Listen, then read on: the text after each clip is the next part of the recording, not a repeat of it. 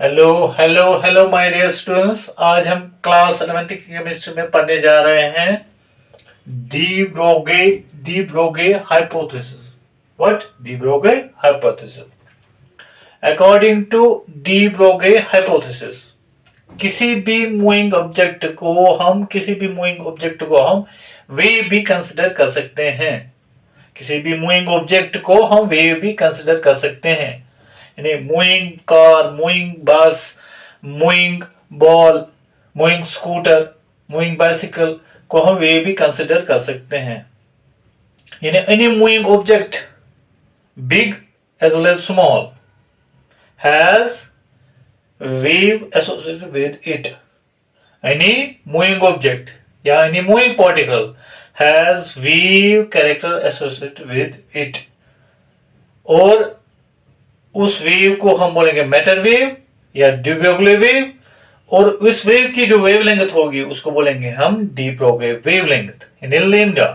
और लेमडा किसके according to de Broglie equation, ये लेमडा किसके बराबर होता है? h बाई एम वी या h by p, h by p या h by m v, where m v is momentum. Okay, तो मैं लिखने जा रहा हूं de de de Broglie hypothesis. तो क्या बोला डी ब्रोगले ने? Any moving object, any moving object has wave associated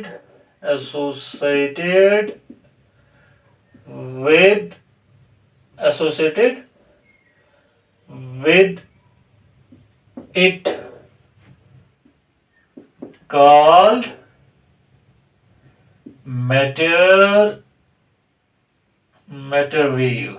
matter wave. Any moving object has wave associated with it called matter wave, and the wavelength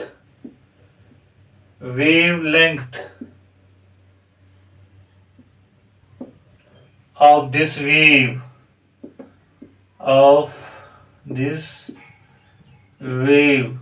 is called de Broglie wavelength, जिसको हम denote करेंगे lambda से।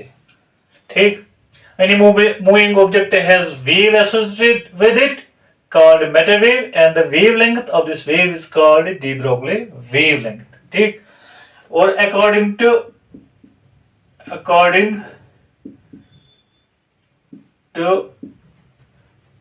de Broglie equation, de Broglie के equation के हिसाब से ये जो वेवलेंथ है यानी लैम्डा, डी ब्रोगली किसके बराबर है? Lambda is equal to h by p, where p किसके बराबर है? p is equal to mv यानी momentum. p is equal to mv, तो हम लिख सकते हैं यहाँ पे h by mv।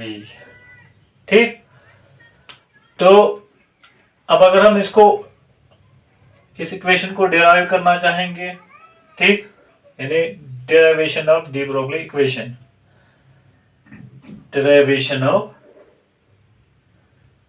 De Broglie equation,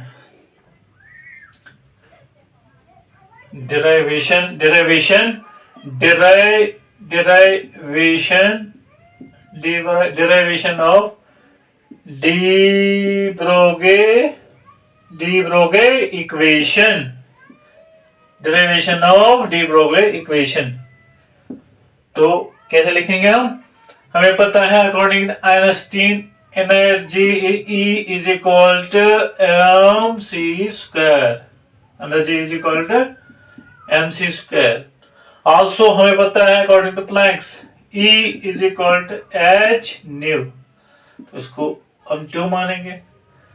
from two first and second, from first and second हम क्या लिख सकते हैं, ये दो तो बराबर है, ये दो साइड, तो हम लिखेंगे h, हम लिखेंगे h nu is equal to mc square, h nu is equal to mc square. ठीक, तो हमें पता है c जो है velocity of light, that is nu lambda, तो हम निकाल सकते हैं यहाँ पे न्यू, न्यू किसके बराबर है, that is c by lambda.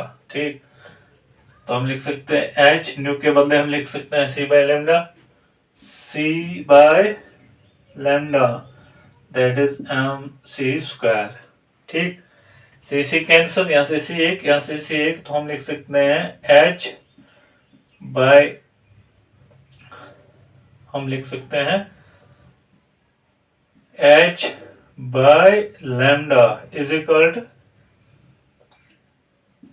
mc, या lambda is equal to h by mc, where c is velocity of light, where c is velocity of,